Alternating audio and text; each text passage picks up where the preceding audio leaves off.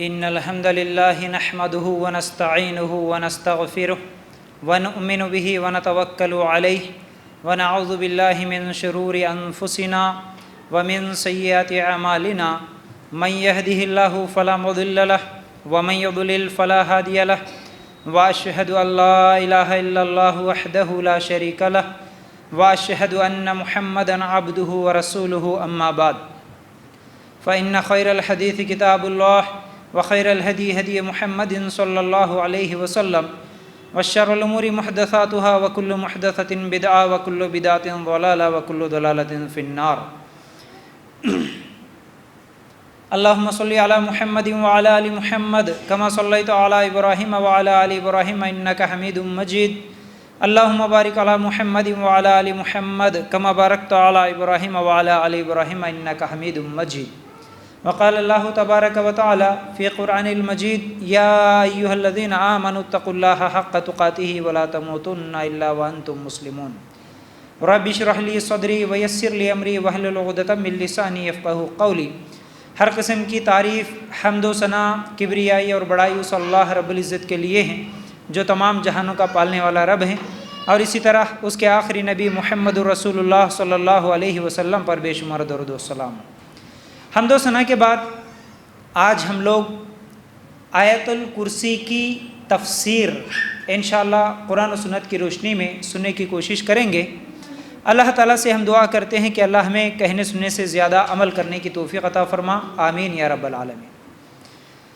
آج جس عنوان کے تحت ہم لوگ کچھ باتیں سنیں گے، یہ عنوان انتہائی اہم اور انتہائی ضروری ہے، کیونکہ آیت الکرسی ہر مسلمان پڑھتا ہے، ہر مسلمان جانتا ہے اسے، لیکن اس آیت الکرسی کا معنی کیا ہے، اس کا مطلب کیا ہے، اس کا ترجمہ کیا ہے، اور اس پر غور کرنے سے ہم لوگوں کے لیے وہ کون سی نصیحتیں ملتی ہیں، اللہ تعالیٰ اس آیت کے ذریعے سے ہمیں کیا سمجھانا چاہتا ہے، یہ نہیں معلوم ہونے کی وجہ سے کئی لوگ شرک میں پڑے ہوئے ہیں، کئی لوگ بدعتوں میں غلط عقیدوں میں پڑے ہوئے ہیں۔ پہلی چیز طبرانی کی روایت ہے، اللہ کے رسول صلی اللہ علیہ وسلم نے کیا فرمایا کہ جس نے ہر فرض نماز کے بعد آیت الکرسی پڑھی اسے جنت میں جانے سے کوئی چیز نہیں روک سکتی سوائے موت کے۔ مطلب کیا ہے اس کا؟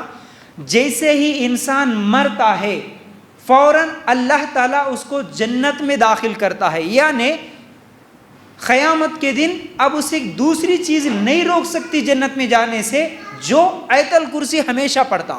یعنی ہر فرض نماز کے بعد آیت الکرسی پڑھنے والے کو اللہ کے رسول صلی اللہ علیہ وسلم نے جنت کی گارنٹی دی۔ تو ہمیں چاہیے کہ یہ آیت الکرسی کی فضیلت سننے کے بعد ہر فرض نماز کے بعد، اب اس میں بھی ہمارے پاس بہت ساری غلطیاں ہیں، غلط چیزیں پھیلا کے رکھ دیے، جیسے ہی ہمارے پاس کیا ہے، ایک تو سلام پھیرتے ہیں نماز مکمل ہوتی ہے، یا تو سر کو ہاتھ لگا کے بیٹھ جاتے ہیں، یا پھر نہیں تو کیا ہے فوراً ہاتھ اٹھا کے دعائیں کرتے ہیں، جو کہ روٹین میں ہمیشہ مانگنے والی دعائیں، ادھر ادھر دیکھتے ہوئے بغیر توجہ کے ساتھ دعائیں ہوتی ہے، اور سمجھتے ہیں کہ بھائی چلو نماز کے بعد صرف ہاتھ اٹھانا، دو چار کلمے دعا کے پڑھ دینا، فوراً جو ہے نا پھر اپنے کاموں میں مشغول ہو جانا، یہ بالکل غلط ہے۔ حالانکہ نماز کے بعد، ہر فرض نماز کے بعد ہمارے نبی صلی اللہ علیہ وسلم دعائیں پڑھتے تھے، اذکار پڑھتے تھے، یہ سب چیزیں ہم کو پڑھنا ہے، بلکہ آیت الکرسی بھی اللہ کے رسول صلی اللہ علیہ وسلم ہر فرض نماز کے بعد پڑھتے تھے۔ ہمیں بھی چاہیے جیسے ہی سلام پھیر دیں ایک مرتبہ کیا ہے استغفر اللہ، اللہ اکبر کہیں، پھر استغفر اللہ کہیں، پھر اس کے بعد آیت الکرسی پڑھیں، پھر اس کے بعد سبحان اللہ، الحمدللہ، اللہ اکبر، یہ جتنے بھی اذکار بتائے گئے ہیں انشاءاللہ ان اذکار کو، ان دعاؤں کو ہم پڑھنے کی کوشش کریں، ان کی بہت بڑی فضیلت ہے۔ ٹھیک ہے، اب یہ ایک فضیلت کے بعد ایک دوسری حدیث آپ لوگوں کے سامنے رکھوں جو کہ صحیح بخاری میں ہے۔ آیت الکرسی کی فضیلت میں ایک بڑی اہم حدیث ہے، اللہ کے لیے غور کرنا، اسے ذہن میں بٹھا کے جانا ہے یہاں سے آج۔ دیکھیے ایک مرتبہ ایسا ہوا، ابو ہریرہ رضی اللہ تعالیٰ عنہ، ابو ہریرہ رضی اللہ تعالیٰ عنہ کو اللہ کے رسول صلی اللہ علیہ وسلم نے رمضان کی زکوٰۃ کی ذمہ داری سونپی تھی، یعنی رمضان میں جو زکوٰۃ کا مال آیا تھا ہمارے نبی صلی اللہ علیہ وسلم ابو ہریرہ رضی اللہ تعالیٰ عنہ کو اس کی نگرانی کرنے کا حکم دیے تھے، اس مال کے پاس رہنا، آپ اس کی نگرانی کرنا۔ تو ابو ہریرہ رضی اللہ تعالیٰ عنہ اس زکوٰۃ کے مال کے پاس بیٹھے، ذمہ داری مل گئی۔ تو کیا ہوا کہ رات کو ایک شخص آیا، ایک آدمی آیا اور اس زکوٰۃ کے مال میں سے مٹھیاں بھر بھر کے تھیلی میں بھر رہا تھا، مٹھیوں سے لے لیتے ہوئے تھیلی میں بھر رہا تھا۔ ابو ہریرہ رضی اللہ تعالیٰ عنہ دیکھے، فوراً اسے پکڑ لیے۔ پکڑنے کے بعد کہتے ہیں اب تو چور ہے، تجھے میں ہمارے نبی صلی اللہ علیہ وسلم کے پاس، محمد صلی اللہ علیہ وسلم کے پاس تجھے لے جاؤں گا۔ اب اس نے کہا نہیں، میں اصل میں کیا ہے، مجبور ہوں، میرے گھر کی ذمہ داری ہے، میں غریب ہوں، میں فلاں ہوں۔ اس طرح بال بچوں کا رونا رویا، محتاجی کا جو ہے نا شکوہ کیا، پھر اس کے بعد کیا ہے میرے کنبے قبیلے کی کفالت بھی میری ذمہ داری ہے، اس طرح کی باتیں کرا، میں آئندہ نہیں آؤں گا، دوبارہ نہیں آؤں گا، مجھے چھوڑ دیجیے۔ ابو ہریرہ رضی اللہ تعالیٰ عنہ سے چھوڑ دیے، ٹھیک ہے۔ اب جب صبح ہوئی، اللہ کے رسول صلی اللہ علیہ وسلم کے پاس ابو ہریرہ رضی اللہ تعالیٰ عنہ گئے تو اللہ کے رسول صلی اللہ علیہ وسلم نے خود کہا، اے ابو ہریرہ کیا ہوا، تمہارے رات کے قیدی نے کیا کہا؟ یعنی رات میں، کل رات جو قیدی تمہارے پاس آیا تھا، یعنی تم نے جس کو پکڑا تھا نا، اس کے ساتھ کیا معاملہ ہوا، کیا بولا وہ؟ اللہ کے رسول صلی اللہ علیہ وسلم کو اللہ تعالیٰ نے بتا دیا، معلوم ہوا۔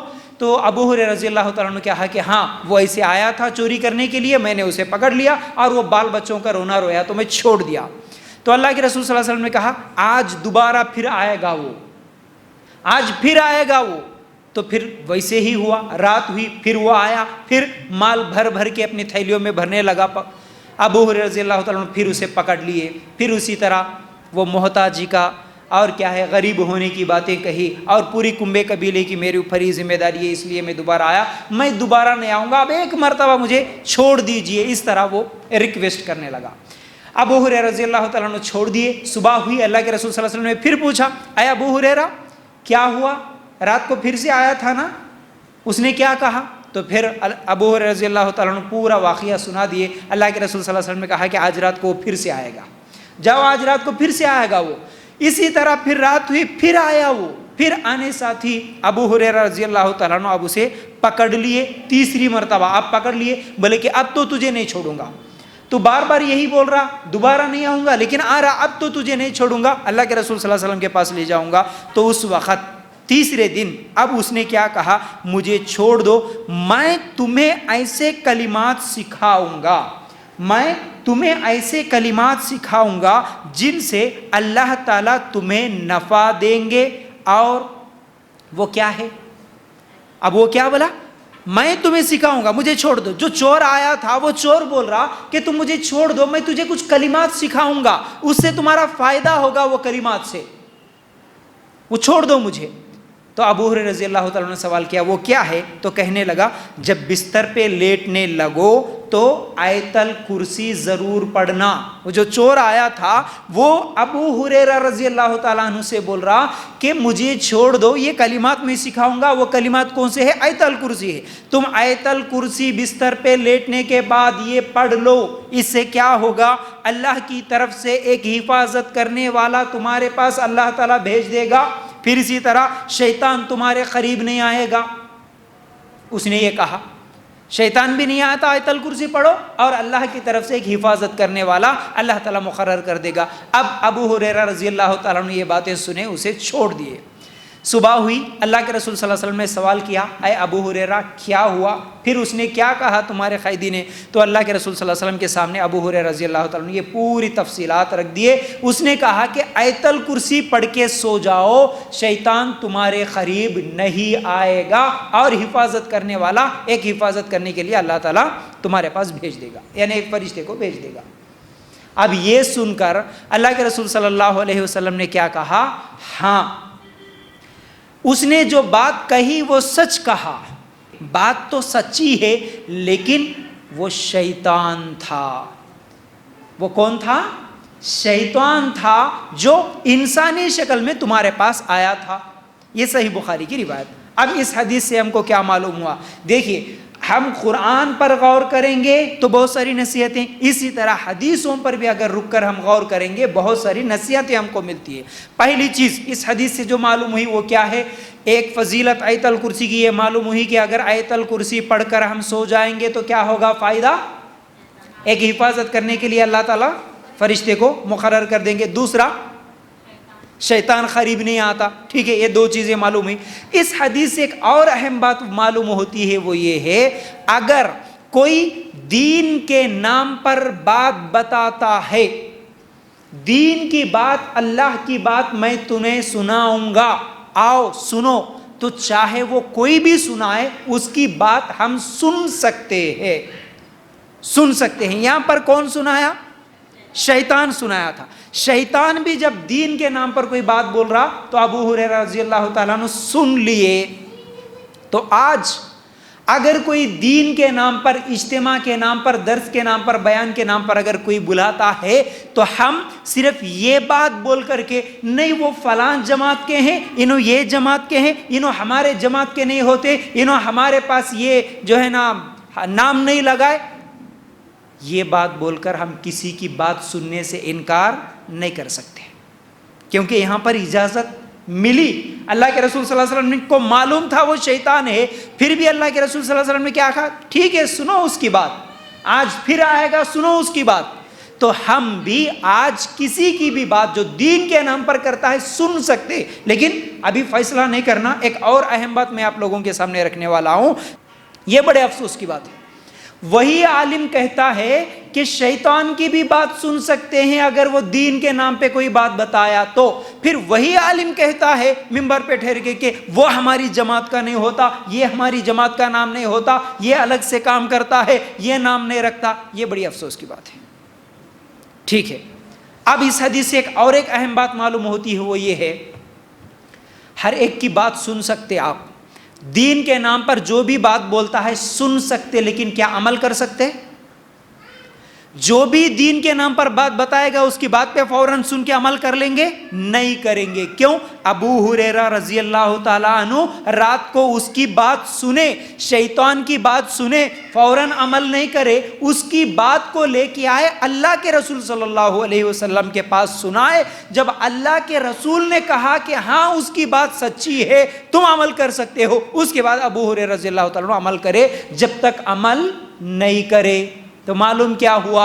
आज भी दीन के नाम पर कोई भी बात बताए, चाहे वो औरत हो या मर्द हो, किसी भी जमात का हो, अगर दीन के नाम पर, कुरान के नाम पर, हदीस के नाम पर कोई बात बता रहा, सुन सकते, लेकिन अमल कब तक नहीं करेंगे? जब तक कि उसकी बात को तहकीक नहीं करेंगे। उसने जो बात कही वो कुरान और सुन्नत के मुताबिक है या नहीं है, उसकी बात कुरान में है या नहीं है, उसकी बात सही हदीस से साबित होती है या नहीं होती, जब तक तहकीक नहीं करेंगे किसी की बात पर अमल नहीं करना, याद रखो। आज बड़ी अफसोस के साथ कहना पड़ता है, मुझे बार बार ये बातें जो है ना, क्योंकि ये मैसेजेस आते रहते इसलिए मैं बताता हूँ। अभी कुछ दिन पहले 2-3 जगह से मुझे मैसेज आया, वही कि इराक़ में किसी के ख्वाब में नबी आए, या फिर फ़लाँ जगह किसी के ख्वाब में फ़ातिमा रज़ी अल्लाह ताला अन्हा आई, और मदीना में फ़लाँ अहमद नाम के उसके ख्वाब में इनवा के ये बोले ला इलाहा इल्लल्लाह पढ़ो, बोले ये नमाज़ पढ़ो, बोले इतनी मरतबा पढ़ो, बोले ये पढ़े तो तुमको 8 दिन में खुशखबरी मिलेगी, अगर नहीं पढ़ के डिलीट कर दिए, इग्नोर कर दिए, तो तुम्हारे घर में कोई ना कोई परेशानी मिलेगी। ये सोच के डर के, अरे डिलीट क्यों करना भाई, चलो 20 आदमियों को हम भी फॉरवर्ड करते हैं, अल्लाह के लिए गौर करना। जब तक किसी की बात कुरान और सुन्नत से साबित ना हो, उसकी बात पर हम अमल नहीं। आयतल कुर्सी को हम समझने की कोशिश करेंगे। सबसे पहले हम क्या पढ़ते हैं? अल्लाहु ला इलाहा इल्लाहु का मतलब क्या है? अल्लाह के अलावा कोई इलाह नहीं है। अल्लाहु, अल्लाह ही है, ला इलाहा इल्लाहु, फिर उसके अलावा दूसरा कोई नहीं है इबादत के लायक, यानी वही इबादत का हकदार है, उसके अलावा कोई और इबादत के हकदार नहीं है।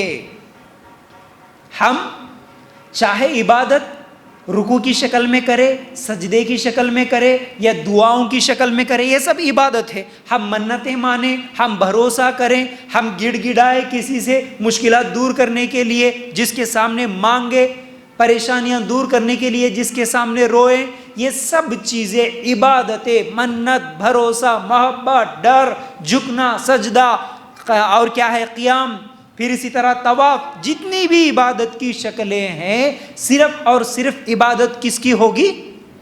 एक अल्लाह की। उस एक अल्लाह के अलावा किसी की भी नहीं। اللہ لا الہ الا ہو، اس کے علاوہ کوئی عبادت کے لائق نہیں ہے۔ تو توحید کیا ہے؟ توحید یہ نہیں کہ اللہ کے معبود ہونے کا ہم اقرار کر لیں، بلکہ توحید یہ ہے کہ دوسروں کے معبود ہونے کا انکار کرنا، یہ توحید ہے۔ اللہ کو مان لینا توحید نہیں ہے، اللہ کے سامنے جھکنا یہ توحید نہیں ہے، اللہ کو مانتے ہوئے، اللہ کی عبادت کرتے ہوئے اللہ کے علاوہ جتنے ہیں ان سب کا انکار کرنا یہ توحید ہے۔ آج کیا ہو گیا؟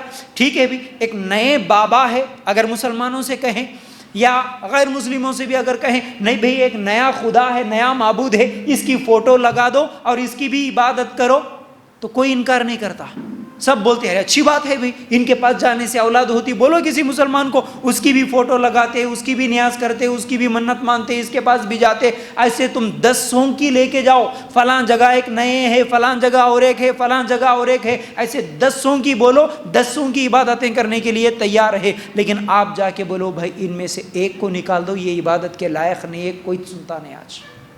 ہاں، ہمارے معبود کو، ہمارے بابا کو اگر مسلمان ہے تو ہم جس کی عبادت کرتے، جن کو بڑا مانتے، ان کا انکار کرنا، ان کو نکال دینا، ان کا فوٹو نکال دینا، یہ نہیں ہو سکتا، یہ نہیں ہو سکتا۔ ابھی ہونا ہے تو کسی ایک اور لے کے آؤ، ان کی بھی سامنے جھکیں گے ہم، لیکن ایک کو ہٹانا ہم سے نہیں ہوتا۔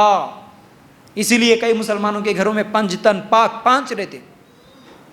اللہ کے لیے غور کرنا، اللہ اصل توحید کیا ہے؟ توحید یہ ہے ایک اللہ کی عبادت کرتے ہوئے اس ایک اللہ کے علاوہ دوسرے جتنے ہیں ان سب کا انکار کرنا ہے، ان سب کا انکار کرنا، یہی توحید ہے۔ تو بہرحال اللہ اس آیت میں، اس آیت کے پہلے ٹکڑے میں اللہ تعالیٰ کا دعویٰ ہے نا، دعویٰ کیا اللہ تعالیٰ نے، کیا؟ اللہ ہی عبادت کے لائق، اللہ کے علاوہ دوسرا کوئی نہیں۔ اللہ کا یہ دعویٰ ہے، کیوں کوئی نہیں؟ پھر دوسرا کیوں نہیں ہو سکتا؟ دوسرا معبود کیوں نہیں ہو سکتا؟ اس کا جواب پھر اللہ تعالیٰ اگلے حصے میں اللہ تعالیٰ بیان کرتے ہیں۔ اللہ ہی آخر عبادت کے لائق کیوں؟ اللہ کے علاوہ دوسرا کیوں نہیں ہو سکتا؟ اس کے لیے اللہ تعالیٰ نے 10 جواب دیے۔ اللہ ہی عبادت کے لائق کیوں؟ اس کے 10 جواب ہے۔ کیا ہے؟ پہلی چیز، اللہ لا الہ الا هو الحی القیوم، میں حی پہلا لفظ ہے۔ حی کیوں اللہ ہی عبادت کے لائق ہے؟ کیونکہ وہ حی ہے۔ حی کا مطلب ہی ہوتا ہے وہ ہمیشہ زندہ۔ حی کیوں اللہ ہی عبادت کے لائق ہے؟ کیونکہ وہ ہمیشہ زندہ ہے، کیونکہ وہ ہمیشہ زندہ ہے، جس کی زندگی دائمی ہے اور اس کی زندگی ذاتی ہے اور اس کی زندگی باقی رہنے والی ہے۔ ایک مسلمان جب بھی اللہ کی عبادت کرتا، اس کے دل میں یہ خیال ہونا کہ میں ایسے رب کی عبادت کر رہا ہوں جو ہمیشہ زندہ ہے اور ہمیشہ زندہ رہنے والا ہے، میں اس رب کی عبادت کرتا ہوں۔ اگر کوئی یہ سمجھے کہ ہمارا معبود، ہمارے بابا، ہمارے فلاں، ہمارے پیر صاحب وہ بھی اولاد دے سکتے، وہ بھی مشکلوں کو دور کر سکتے، وہ بھی بیماریوں کو ختم کر سکتے، شفا دے سکتے، تو ان سے سوال پہلا یہ ہے، کیا وہ ہمیشہ سے زندہ ہے؟ کوئی بول سکتا کہ ہاں ہمارے بابا ہمیشہ زندہ تھے؟ بول سکتا؟ نہیں بول سکتا۔ اچھا، یہاں پر سمجھنے کی بات ہے، ٹھیک ہے بھائی، تمہارے بابا یا تمہارا معبود، میرا میسج دونوں کی طرف ہے، ایک تو چاہے وہ غیر مسلم ہو چاہے مسلمان ہو، آج اللہ کے علاوہ جس کی بھی وہ عبادت کر رہا ہے، جس کے سامنے بھی وہ جھک رہا ہے، اس کو سوچنا چاہیے تمہارے بابا کتنے دن پہلے پیدا ہوئے؟ اب وہ جو پیدا ہوئے، چاہے وہ خواجہ غریب النواز کے نام پر ہو، چاہے وہ داتا کے نام پر ہو، چاہے وہ محبوب سبحانی کے نام پر ہو یا کوئی بھی ہو، بہرحال جس کی وہ اب عبادت کر رہے ہیں، ان کے پیدا ہونے سے پہلے بھی دنیا تھی یا نہیں تھی؟ تھی۔ ان کی پیدائش سے پہلے بھی لوگ زندہ تھے یا نہیں تھے؟ تھے۔ اگر تھے تو پھر ان کے پیدا ہونے سے پہلے اگر کوئی کہتا ہے کہ نہیں عبد القادر جیلانی یا پھر وہ اجمیر کے بابا یا پھر کوئی اور بابا ہے جو اولاد دیتے ہیں ہمیں، تو ان کی پیدائش سے پہلے جو لوگ زندہ تھے ان کو بھی اولاد کوئی دیتا تھا کہ نہیں دیتا تھا؟ دیتا تھا. تو پھر کون دیتا تھا؟ اللہ. تو اللہ کون؟ جو ہمیشہ سے زندہ اور ہمیشہ زندہ رہنے والا ہے. اور آج اگر کسی کی پیدائش کا دن مناتے ہیں یا کسی کے موت کا دن مناتے ہیں تو یہ اس بات کی دلیل ہے، پیدائش کا اور موت کا دن منانا اس بات کی دلیل ہے کہ جب پیدائش کا دن مناتے ہیں تو ان کے پیدا ہونے سے پہلے وہ اس دنیا میں نہیں تھے. یہ دلیل ہے، انہوں نہیں تھے اسی لیے تو پیدا ہونے کے بعد ان کا دن منا رہے نا. آج کتنے لوگ ہیں غیر مسلم بھی ان کے اپنے بھگوان، ان کے اپنے معبودوں کے پیدائش کا دن مناتے ہیں، اور مسلمان بھی مناتے ہیں پیدائش کا دن جن کے سامنے وہ جھکتے ہیں. اللہ کے لیے غور کرنا. تو اللہ کون؟ اللہ وہ ہے جو ہمیشہ زندہ ہے، ہمیشہ زندہ رہنے والا ہے. اب ایک اور بات پہ بھی غور کرو. اگر زندہ ہے، مثال کے طور پر کوئی یہ کہتا ہے نہیں ہمارے بابا ہیں نا ان کی خبر ہوں گی لیکن وہ خبر میں بھی زندہ ہے. لوگوں کا عقیدہ ہے نا، ہاں وہ خبر میں بھی زندہ ہے، ہمارے پیر صاحب خبر میں بھی زندہ ہے، ہمارے فلاں صاحب خبر میں بھی زندہ ہے، اور وہ زندہ ہے ہمیشہ ہے. تو سوال یہ ہے اگر وہ زندہ ہی ہے تو پھر خبر کیوں ہے نا؟ اگر زندہ ہے تو خبر کی کیا ضرورت ہے؟ میں کئی مرتبہ یہ مثال بھی دیتا ہوں بات لوگوں کو سمجھانے کے لیے تاکہ سمجھ میں آ جائے. آج اتنی اندھی عقیدت میں لوگ جو ہے نا پڑے ہوئے ہیں. کوئی یہ کہتا ہے نہیں بھائی ہمارے بابا زندہ ہے، وہ خبر میں بھی زندہ ہے. ٹھیک ہے، اس سے بولنا ٹھیک ہے تم بھی زندہ ہو میں بھی زندہ ہوں، ہاں ہم بھی زندہ ہیں. تو کیا جب یہ کہتا ہے کہ میں زندہ ہوں تو اس سے پوچھنا تو پھر تیری خبر کہاں ہے؟ جو یہ کہتا ہے کہ میں زندہ ہوں، ٹھیک ہے تو زندہ ہے مجھ سے بات کر رہا نا، تو پھر تیری خبر کہاں ہے؟ کیا بولے گا؟ ارے پاگل ہو گئی جی، کہاں کا خبر؟ مرنے کے بعد خبر بنتی نا، زندہ ہے تو خبر بنتی کیا؟ نہیں میری خبر نہیں. تو پھر تیرے بابا کی خبر بنی، یہ خبر بننا اس بات کا ثبوت ہے کہ وہ زندہ نہیں ہے، وہ زندہ نہیں ہے.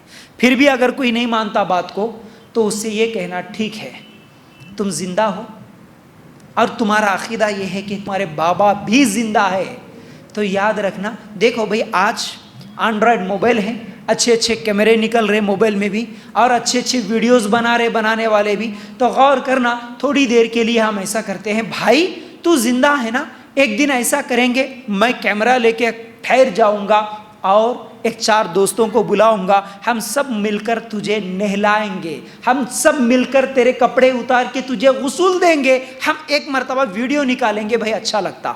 کوئی تیار ہوگا؟ جی وہ بولے گا نہیں ایسے کیسے ہو سکتا، میں زندہ ہوں، مجھے دوسرے لوگ غسل دیتے ہوئے شرم آتی ہے، میں اس کے لیے تیار نہیں ہوں. تو جتنے بھی لوگوں کی آج خبریں بنی کیا ان کو کسی نے غسل نہیں دیا؟ دیا نا، غسل دیا دوسرے لوگوں نے. تو یہ اس بات کی دلیل ہے کہ وہ زندہ نہیں تھے. زندہ ہوتے تو وہ بھی بولتے تھے ہمیں شرم آتی ہے تمہیں غسل مت دو. ایک اور بات بھی بولنا، ٹھیک ہے بھائی کوئی بات نہیں، تھوڑی دیر کے لیے وہ جو مردوں کو لے جانے والا ڈولا ہوتا نا اس کے اندر تجھے لٹا دیں گے اور گاؤں پورا گھمائیں گے. بھائی بیٹھ جا ایک ویڈیو نکالوں گا. کوئی تیار ہوگا؟ جی نہیں ہوگا. لیکن تو جس بابا کی یہ عقیدے میں تو پڑا ہوا ہے کہ وہ زندہ ہے، جب ان کا انتقال ہوا تو انہیں ڈولے میں لٹا کے کوئی لے کے بھی گیا تھا کہ نہیں گیا تھا؟ لے گیا نا. تو کیا معلوم ہوا؟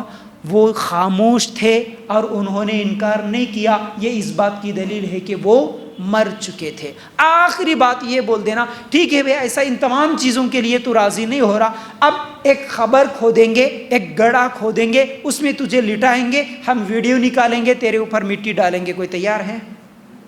نہیں ہے. کیوں نہیں ہے؟ کیونکہ ہم زندہ ہیں. زندہ رہتے ہوئے کسی کی خبر کھودی نہیں جاتی، پھر اس کو لٹا کے اس پر مٹی ڈالی نہیں جاتی. تو اب جتنے لوگوں کے خبروں پر مٹی ڈالی گئی، جتنے لوگوں کو اس کے اندر دفن کر دیا گیا ان لوگوں نے انکار نہیں کیا مٹی ڈالتے وقت، تو یہ اس بات کی دلیل ہے کہ وہ لوگ زندہ نہیں ہے، وہ لوگ زندہ نہیں ہے، اسی لیے تو قبر کے اندر ہے۔ ہم زندہ ہے اسی لیے تو زمین کے اوپر چل رہے ہیں، تو اللہ زندہ ہے۔ اچھا، ایک اور بات بھی سمجھنے کی ضرورت ہے، وہ یہ ہے اللہ بھی زندہ ہے، میں بھی زندہ ہوں، آپ بھی زندہ ہیں، تو کوئی یہ کہے کہ ہاں بھائی زندہ بابا کے پاس چلتے ہیں، کیا ہے پھر اس میں قباحت کیا ہے؟ زندہ ہے نا، ان کے پاس جاتے ہیں بہت سارے لوگ، زندہ لوگوں کے پاس جا کے ان کے پیر پکڑ لیتے، ان کے سامنے سجدہ کرتے، ان کے پیر چومتے، ان کے پیروں کو دھوتے، پتہ نہیں اور کیا کیا کرتے، ان کے آگے سجدے کر لیتے ہیں۔ اللہ کے لیے غور کرنا، میں بھی زندہ اور وہ بھی زندہ، اللہ بھی زندہ ہے، تو اللہ کے زندہ ہونے میں کیا ہمارے زندہ رہنے میں کوئی فرق نہیں ہے؟ بہت فرق ہے، کیونکہ اللہ ہمیشہ سے زندہ ہے، میں ہمیشہ سے زندہ نہیں ہوں۔ اس کی زندگی کی اگر ابتدا ڈھونڈے نہیں ملے گی، اس کی زندگی کی انتہا ڈھونڈے نہیں ملے گی، اس کی زندگی کسی سے ادھار لی ہوئی نہیں ہے، اس کی زندگی کا وہ خود مالک ہے، اگر وہ کسی کی زندگی چھیننا چاہے تو کوئی پوچھ نہیں سکتا، اور اگر وہ کسی کو زندگی دینا چاہے تو بھی کوئی پوچھ نہیں سکتا۔ یہ اللہ کی زندگی ہے، اس کے زندہ رہنے کا یہ طریقہ ہے، اور ہمارے زندہ رہنے کا کیا ہم ایسے زندہ ہیں؟ ہم نہ ہمیشہ زندہ ہیں، نہ ہمیشہ زندہ رہیں گے، نہ ہم اپنی مرضی سے کسی کو زندگی دے سکیں گے، نہ اپنی مرضی سے کسی کی زندگی چھین نہیں سکیں گے۔ تو پھر اللہ ہمیشہ زندہ ہے۔ اس بات سے کیا معلوم ہوا؟ الحی، اللہ ہی عبادت کے لائق ہے، کیوں؟ کیونکہ وہ ہمیشہ زندہ ہے۔ آئیے قرآن میں کچھ آیتیں ہیں جن پر ہم اور غور کرنے سے ہمارے لیے بہت ساری نصیحتیں ملتی ہے۔ سب سے پہلی آیت سورہ حج، آیت نمبر 73، اللہ تعالیٰ کیا فرماتے ہیں؟ یا ایھا الناس ضرب مثل فاستمعوا لہ ان الذین تدعون من دون اللہ لن یخلقوا ذبابا ولو اجتمعوا لہ وَإِن يَسْلُبْهُمُ الذُّبَابُ شَيْئًا لَا يَسْتَنقِذُوهُ مِنْهُ ضَعْفَ الطَّالِبُ وَالْمَطْلُوبُ۔ ترجمہ کیا ہے اس آیت کا؟ اے لوگو، اللہ تعالیٰ اس آیت میں فرماتے ہیں اے لوگو، ایک مثال بیان کی جا رہی ہے، ذرا کان لگا کر سن لو۔ اللہ کے سوا تم جن کو پکارتے ہو وہ ایک مکھی بھی پیدا نہیں کر سکتے، گویا کہ سارے کے سارے ہی جمع ہو جائیں، بلکہ اگر مکھی ان سے کوئی چیز لے بھاگے تو یہ تو اسے چھین نہیں سکتے۔ بڑا بودا ہے طلب کرنے والا، اور بڑا بودا ہے وہ جس سے طلب کیا جا رہا ہے۔ کیا معلوم ہوا اس آیت سے؟ اللہ تعالیٰ اس مثال کے ذریعے سے پوری دنیا کو یہ پیغام دے رہے ہیں، اے لوگو، اللہ کے سوا تم جس کی عبادت کرتے ہو، اللہ تعالیٰ نے یہاں پر فرق نہیں کیا، مسلمان جو عبادت کرتے ان کو چھوڑ دو، یہ صرف غیر مسلموں کی عبادت کرنے والوں کے لیے ہے، اس طرح نہیں کہا اللہ تعالیٰ۔ اللہ تعالیٰ نے کہا اللہ کے علاوہ جس کی بھی عبادت ہو رہی، اب وہ عبادت مسلمان کرے یا غیر مسلمان کرے، جس کی بھی عبادت، پتھر کی مورتی کی کرے یا زندہ ولی کی کرے یا مردے کی کرے، جس کی بھی عبادت کرے، تم اللہ کے علاوہ جس کی بھی عبادت کرتے ہو وہ سب ایک مکھی بھی پیدا نہیں کر سکتے، بلکہ اللہ تعالیٰ فرماتے ہیں تم اس دنیا میں جتنے معبود ہیں سب ایک جگہ جمع ہو جائے، مسلمانوں کے غیر مسلمانوں کے سب کے معبود ایک جگہ جمع ہو جائے، سب کے سب مل کر بھی ایک مکھی بھی پیدا نہیں کر سکتے۔ قرآن پہ غور کرنے سے، قرآن میں تدبر کرنے سے یہ اہم بات معلوم ہوتی ہے، خاص طور سے مسلمانوں، میرے مسلمان بھائیوں اور میرے مسلمان بہنوں سے اللہ کے لیے میری گزارش ہے اس آیت پر غور کریں۔ ہمارا عقیدہ یہ ہے کہ ہمارے فلاں بابا ہم کو اولاد دیتے ہیں، بیٹا دیتے ہیں، بیٹیاں دیتے ہیں، اللہ تعالیٰ اس آیت میں فرماتے ہیں اللہ کے علاوہ تم جس کی بھی عبادت کرتے ہو وہ سب مل کر بھی ایک مکھی پیدا نہیں کر سکتے۔ صرف اللہ تعالیٰ یہیں پر بات نہیں روکے، کیا بولے؟ مکھی پیدا کرنا تو دور کی بات، اگر وہ مکھی کوئی چیز اٹھا کے لے گئی، مثال کے طور پر درگاہ کے پاس جاتے نا، سب لوگ جاتے نا درگاہ کے پاس، جا کے کھوپرا شکر ملیدہ بناتے نا، وہ ملیدے میں سے، وہ کھوپرے وہ شکر میں سے ایک چھوٹا گڑ کا ٹکڑا بھی اگر لے کر بھاگے مکھی، پورے لوگ مل کر اللہ تعالیٰ فرماتے ہیں اٹھا کے جو لے گئی مکھی اس چیز کو بھی لا نہیں سکتے۔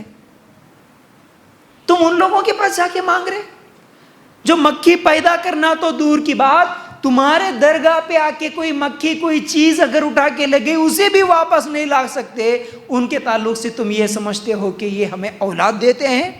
اللہ کے لیے غور کرنا۔ اللہ تعالیٰ فرماتے ہیں مانگنے والا بھی کمزور، دینے جن سے مانگ رہے وہ بھی کمزور ہے، سمجھ رہے نا؟ تو یہ پہلی چیز۔ پھر اللہ تعالیٰ کیا فرماتے ہیں؟ دوسری آیت سورہ اعراف کی ہے، آیت نمبر 194، اگر آپ نکال کر دیکھو، ان الذین تدعون من دون اللہ عباد امثالکم فادعوہم فلیستجیبوا لکم ان کنتم صادقین۔ واقعی تم اللہ کو چھوڑ کر جن کی عبادت کرتے ہو وہ بھی تم ہی جیسے بندے ہیں، سو تم ان کو پکارو، پھر ان کو چاہیے کہ تمہارا کہنا کر دیں اگر تم سچے ہو تو۔ توحید پر یہ بڑی اہم آیتیں ہیں۔ آپ کے رشتہ داروں میں جو بھی ابھی شرک میں درگاہوں کے پاس باباؤں کے عقیدے رکھتے ہوئے ابھی شرک میں ڈوبے ہوئے ہیں، ان کو ان آیتوں کے ذریعے سمجھاؤ۔ کیا فرماتے ہیں اللہ تعالیٰ اس آیت میں؟ تم اللہ کو چھوڑ کر جن کی عبادت کرتے ہو۔ اب لوگ یہاں پر کیا بولتے ہیں؟ لوگ اکثر نہیں بھائی قرآن میں جتنی آیتیں تھیں وہ مکے کے مشرکوں کے لیے ہیں، وہ پتھر کی مورتیوں کے لیے ہیں، ہم تو اللہ کے ولیوں کی عبادت کر رہے ہیں، اللہ کے ولیوں کو مان رہے۔ اللہ یہاں پر یہ ولیوں کے لیے، یہ پتھر کے مورتیوں کے لیے نہیں بولے۔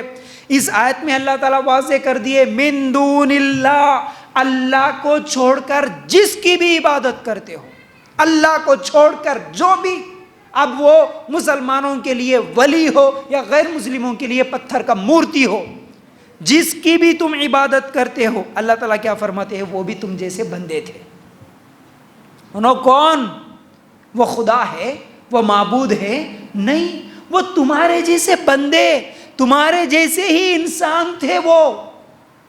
اللہ کے لیے غور کرنا۔ پھر اللہ تعالیٰ کیا فرماتے ہیں؟ اگر تم سچے ہو کہ نہیں انہوں دیتے، اگر یہ بات تم بولتے تو ٹھیک ہے دکھاؤ نا بھائی انہوں کیا دیے کہ دکھاؤ۔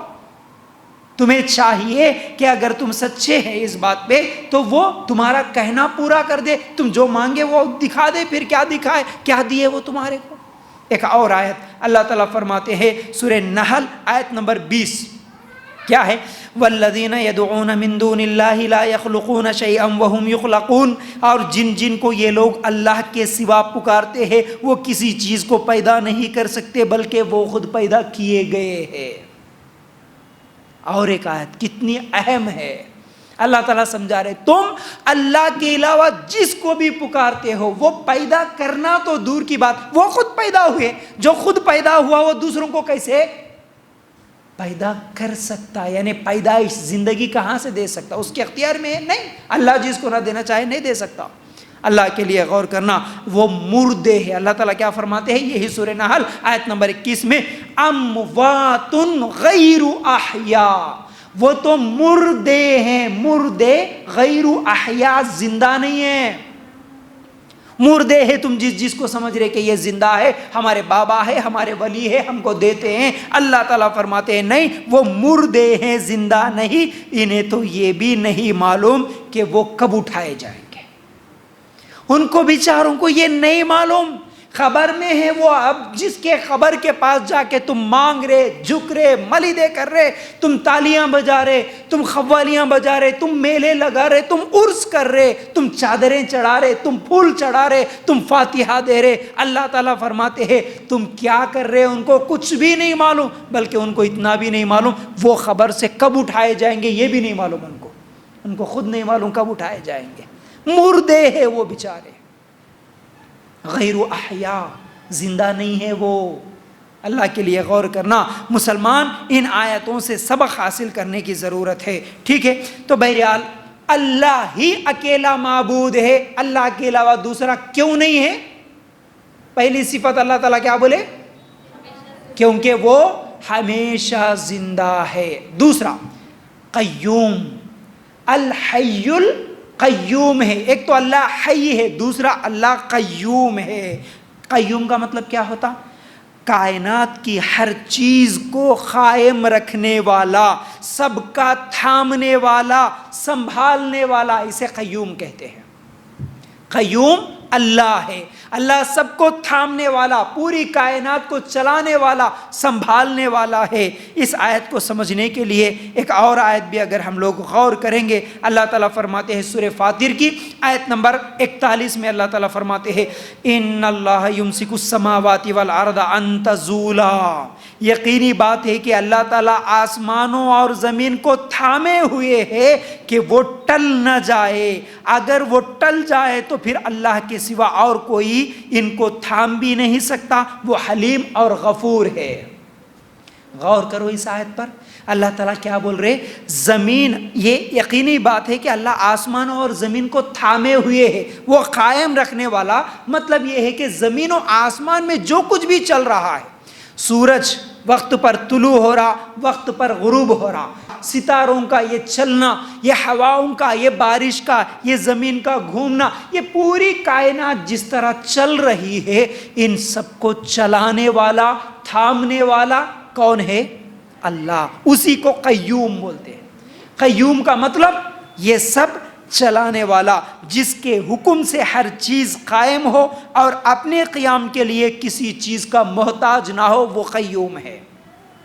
اللہ کے حکم سے ہی زمین قائم ہوئی، اللہ کے حکم سے آسمان قائم ہوئی، اللہ کے حکم سے ہی سورج چاند ستارے، یہ سب چیزیں قائم ہے. لیکن اللہ کو قائم کرنے کے لیے کسی چیز کی ضرورت پڑی نہیں. بغیر کسی کی ضرورت کے اللہ خود قائم، لیکن پوری کائنات کو قائم کرنے والا. پھر اسی طرح امام طبری لکھتے ہیں قیوم کا معنی اپنی مخلوق کو رزق دینے والا اور ان کی حفاظت کرنے والا، ان کا بندوبست کرنے والا قیوم ہے. ہم کیا سمجھتے؟ نہیں، میں کماتا ہوں تو میں کھاتا ہوں، میرے بچوں کو کھلاتا ہوں. مسلمان کا عقیدہ ایسا نہیں ہوتا. سچا مسلمان کیا بولتا؟ اللہ دیتا ہے تو میں کھاتا ہوں. یاد رکھو، اللہ دیا تو کھاؤں گا، اللہ نہیں دیا تو نہیں کھا سکتا. اس پوری کائنات میں جو بھی مخلوق ہے، سمندر میں آپ دیکھتے ہیں کتنی مخلوق ہے، سمندری مخلوق، ہوا میں اڑنے والی کتنی مخلوق ہے، زمین کو اگر ہم کھودیں گے اس کے اندر مخلوق. عجیب بات کبھی دیکھے ہوں گے آپ نیوز میں، پتھر پھوڑیں گے تو پتھر کے اندر بھی مخلوق نکلتی ہے، آگ میں مخلوق ہوتی ہے. ہر ایک کو اپنی جگہ اس کو رزق دینے والا کون؟ اللہ. وہ قائم ہے. ابن کثیر رحمۃ اللہ علیہ فرماتے ہیں سب موجود چیزیں اس کی محتاج ہے اور وہ کسی کا محتاج نہیں. اس کے حکم کے بغیر ان چیزوں کا قیام ہی نہیں ہے. اگر اس کا حکم نہیں ہوتا یہ سب چیزیں قائم نہیں رہ سکتی. آج سائنس پڑھنے والے اس بات کو اچھی طرح سمجھتے ہیں. یہ جو نظام ہے نا پوری کائنات کا، زمین، سورج، یہ پورے ستارے، سیارے جو گھوم رہے ہیں نا، یہ سب اتنے سالوں سے ایک سسٹم کے ساتھ گھوم رہے ہیں، برابر وقت پہ آ رہے ہیں، وقت پر جا رہے ہیں. یہ سب چیزیں کیا خود بخود ہو سکتی ہیں؟ نہیں. ان سب کا چلانے والا اللہ ہے. اگر ان سب چیزوں میں تھوڑی سی بھی اگر آگے پیچھے ہو جائے، یہ پوری کائنات پھر صحیح سلامت نہیں رہ سکتی. بلکہ زمین اور آسمان، زمین سورج کے درمیان، ان سیاروں کے درمیان جو فاصلہ ہے، یہ فاصلہ اگر تھوڑا سا بھی قریب اور دور ہو جائے تب بھی یہ کائنات قائم نہیں رہ سکتی. اللہ اگر قائم نہ کرے تو یہ آسمان اس طرح بغیر ستون کے ساتھ نہیں ٹھہر سکتا، گر جاتا اس زمین پر. سورج بھی اس طرح نہیں رک سکتا، اگر اللہ اسے قائم نہ کرے تو وہ بھی گر جاتا، سب مر جاتے، ہم فنا ہو جاتے. تو قائم کرنے والا کون؟ اللہ تعالیٰ. تو بہرحال ایک مسلمان جب غور کرتا ہے اس کو کسی جعلی سہارے کی ضرورت نہیں. وہ کبھی یہ نہیں کہتا کہ میں بے سہارا. مسلمان بے سہارا نہیں، اس کا سہارا کون؟ اللہ. میرا رب قیوم ہے، سہارا دینے والا میرا اللہ ہے. تو ایک مسلمان کبھی نہیں کہہ سکتا کہ میں بے سہارا ہوں. ٹھیک ہے نا؟ تو یہ قیوم کا مطلب. تو اللہ ہی عبادت کے لائق. کیوں؟ کیونکہ پہلا جواب ملا، وہ ہمیشہ زندہ ہے. بولنا مجھے، ہمیشہ زندہ ہے.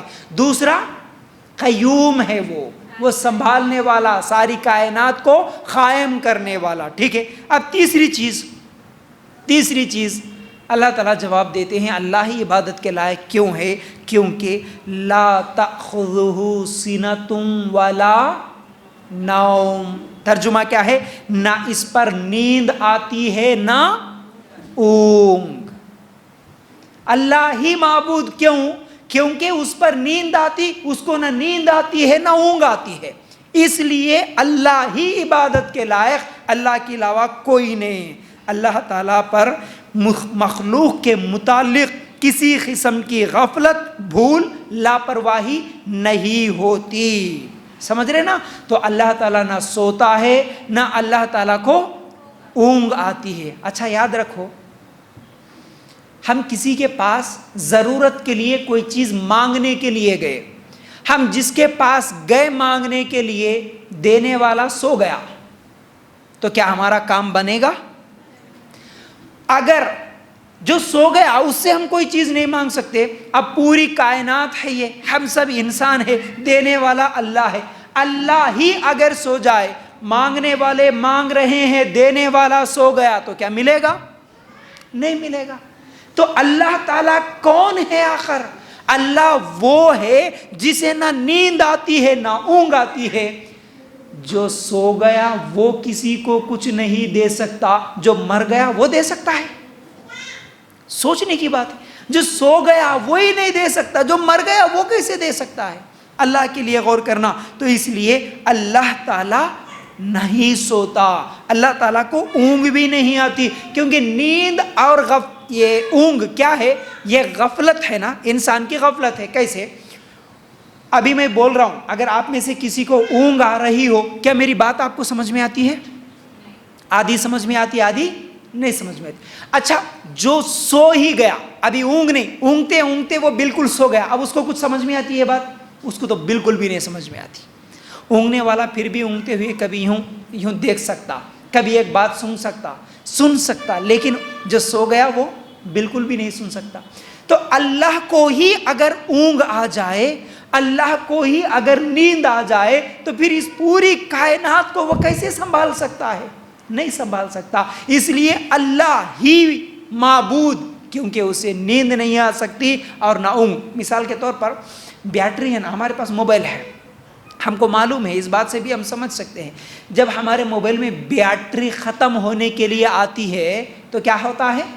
آواز دیتی نا، آواز دیتی ہے. اگر بیٹری لو ہو اور ہم کسی کو کال لگائیں، ہم کو آواز آتا ہے، ہو گیا، ختم ہو گیا، یہ اب کام کرنے کے لائق نہیں رہا، تھوڑی دیر میں یہ ڈیڈ ہو جانے والا ہے، بند ہو جانے والا ہے، اب کام نہیں کرتا، اس کو چارج لگا، وہ سگنل دیتا ہے.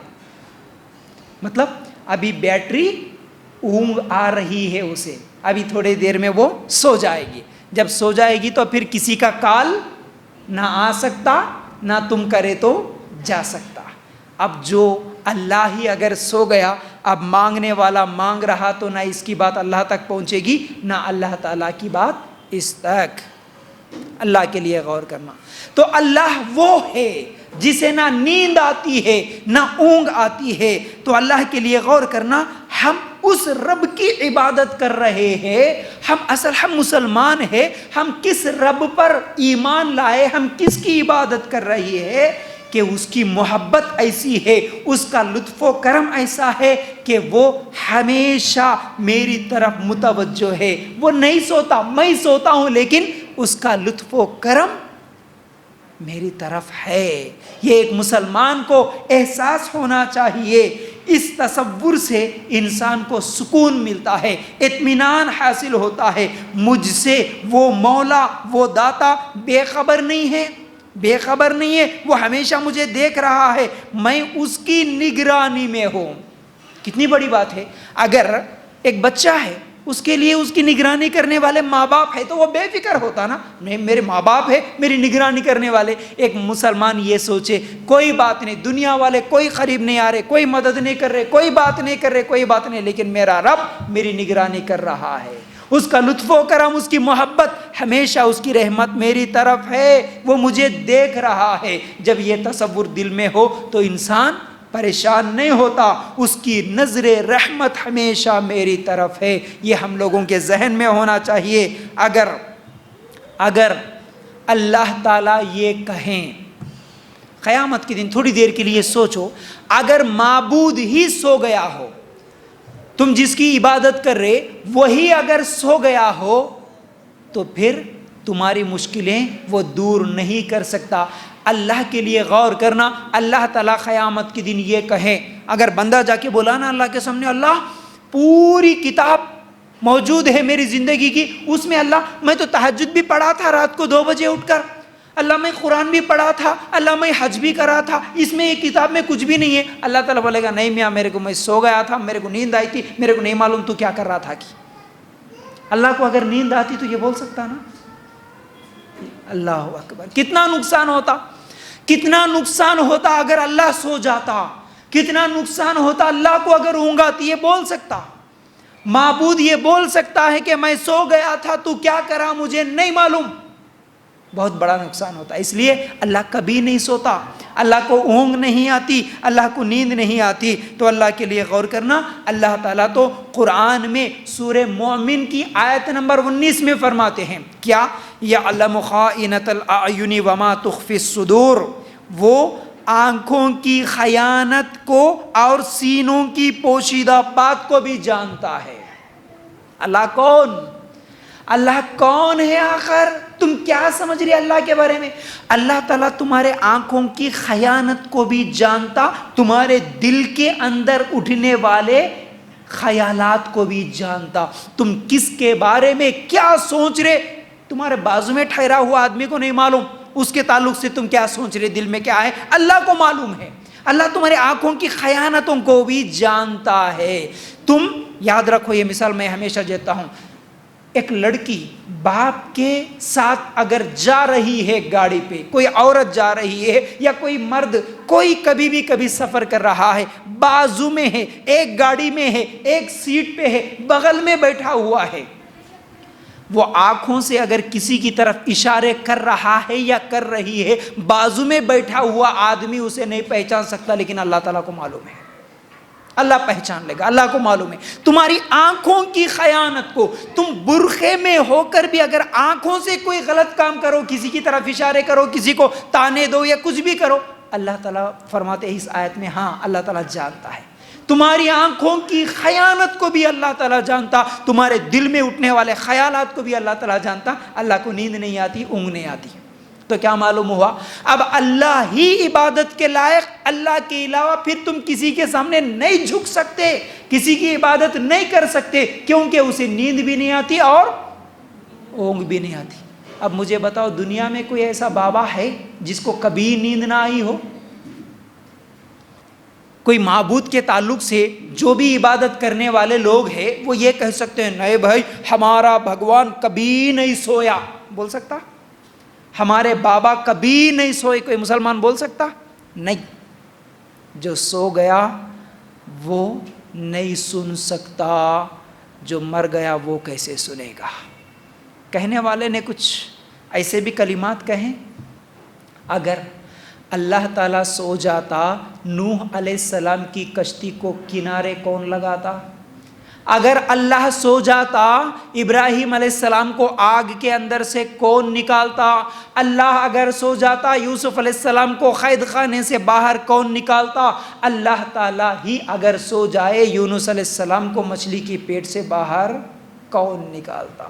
تو اللہ سونے والا نہیں، اللہ اونگنے والا نہیں، تو ایسے اللہ کو ماننے والے ہم بولتے کہ اللہ ہماری نہیں سنتا، بابا ہماری سنتا، نعوذ باللہ۔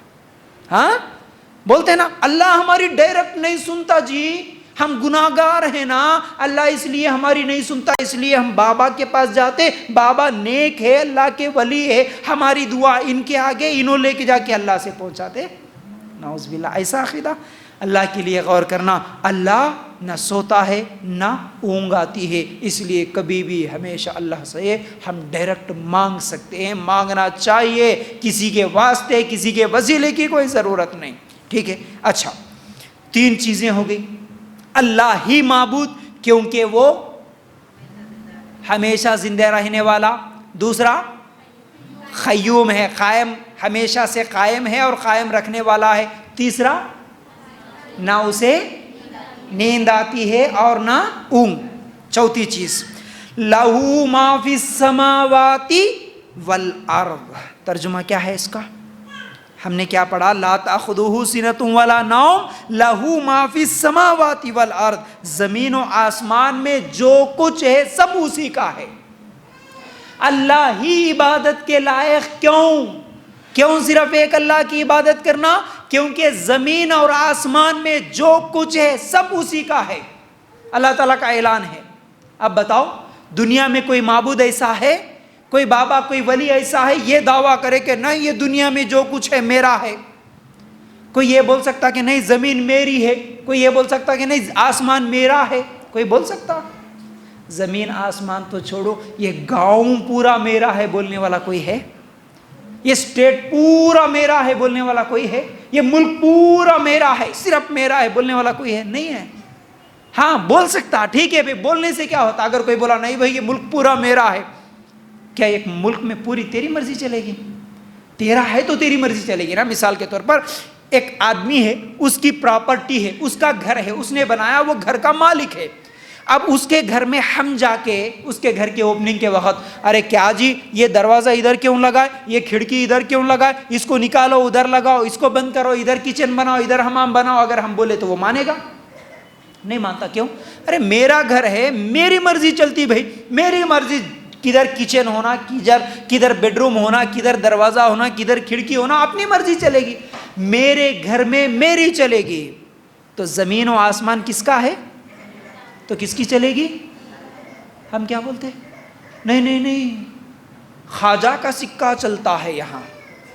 ہاں حوالے ہم پڑھتے نا، میں خواجہ کا مرید ہوں، یہاں خواجہ کا سکہ چلتا ہے، خواجہ کا سکہ چلتا۔ استغفر اللہ۔ خواجہ غریب النواز، غریبوں کو نوازنے والے، KGN۔ سنو، غور کرو، آیت الکرسی پہ کتنی نصیحتیں ملتی ہیں۔ کسی فرقے کی، کسی جماعت کی، کسی عالم کی، کسی کی بات نہیں، یہاں اللہ کی بات، اللہ کی بات مانو۔ میں کسی جماعت کی بات نہیں بول رہا، اللہ کی بات مانو۔ اللہ تعالیٰ فرماتے ہیں زمین و آسمان میں جو کچھ ہے سب اللہ کا ہے۔ جب سب کچھ اللہ کا ہے تو اللہ کا چلے گا نا۔ اللہ کے علاوہ پھر کس کا چلتا ہے؟ ہم سمجھتے نہیں ان کا چلتا ہے، کسی کا نہیں چلتا، صرف اللہ کا چلتا ہے۔ اللہ کے لیے غور کرنا۔ تو آسمان و زمین میں جو کچھ ہے سب اسی کا۔ فرشتے، چاند، سورج، ستارے، آسمانوں میں موجود سب مخلوق، زمین میں موجود سب مخلوق، ہر چیز کے کسی شریک اور مد مقابل کے بغیر وہ خالق ہے۔ تو اللہ کے لیے غور کرنا۔ کائنات میں کوئی جگہ ایسی نہیں ہے جہاں اللہ کی نہ چلتی ہو۔ 4 چیزیں ہو گئی، ٹھیک ہے؟ زمین و آسمان سب اسی کا ہے، اسی لیے اسی کی عبادت کرنا۔ 5ویں چیز، من ذا الذی یشفع عندہ الا باذنہ۔ اللہ تعالیٰ کیا فرماتے ہیں؟ اللہ ہی معبود، پہلے دعویٰ تھا نا اللہ تعالیٰ کا، اب اس کا جواب، 5واں جواب یہ ہے، کون ہے جو اس کی اجازت کے بغیر اس کے سامنے سفارش کر سکے؟ کون ہے جو اس کی اجازت کی بغیر اس کے سامنے سفارشی کر سکے؟ یعنی ہم کیا سمجھتے ہیں، بہت سارے لوگ قیامت کے دن اللہ تعالیٰ ہم کو جنت میں ڈالنا، ہم تو گناہگار ہے، ہاں ہم تو جہنم میں جائیں گے بغیر سفارش کے، بغیر واسطے وسیلے کے۔ دنیا میں واسطہ وسیلہ بولتے، قیامت کے دن سفارش بولتے۔ تو ہم اگر پیر کو نہیں پکڑیں گے، کسی ولی کو نہیں پکڑیں گے تو پھر ہم جنت میں کیسے جائیں گے؟ کیونکہ یہ ولی بہت نیک کام کر کے قیامت کے دن اللہ کے سامنے ہماری بخشش کراتے، سفارش کراتے۔ یہ ہمارے مسلمانوں کا عقیدہ ہے۔ کئی درگاہ تو ایسے ہیں جہاں پر عورتیں جاتی نا، وہاں بیٹھے سو مرید بولتا، تم برقعے کے ساتھ آئے جی، یہاں پر نکالو برقعہ نکال کے جاؤ اندر۔ اگر یہاں وہ بابا تمہاری شکل نہیں دیکھے، قیامت کے دن تمہارے کو کیسا پہچانتے؟ چلو برقعہ بغیر برقعے کے جاؤ، جا کے وہاں پر سجدہ کرو، تو یہ بابا قیامت کے دن تمہاری سفارش کر کے تمہارے کو جنت میں لے جاتے ہیں۔ اللہ کے لیے غور کرنا. یہ مسلمانوں کے غلط عقیدے.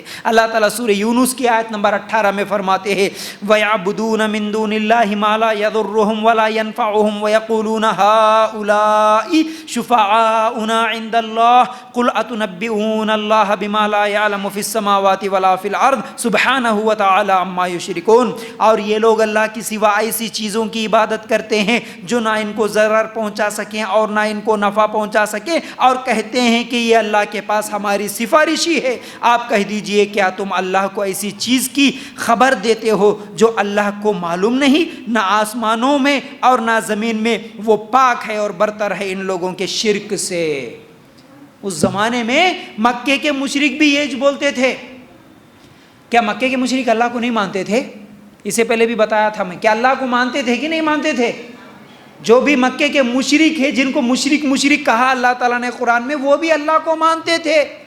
سب سے بڑی دلیل اس کی نبی کریم صلی اللہ علیہ وسلم کے ابا کا نام عبداللہ تھا, اللہ کا بندہ نام تھا.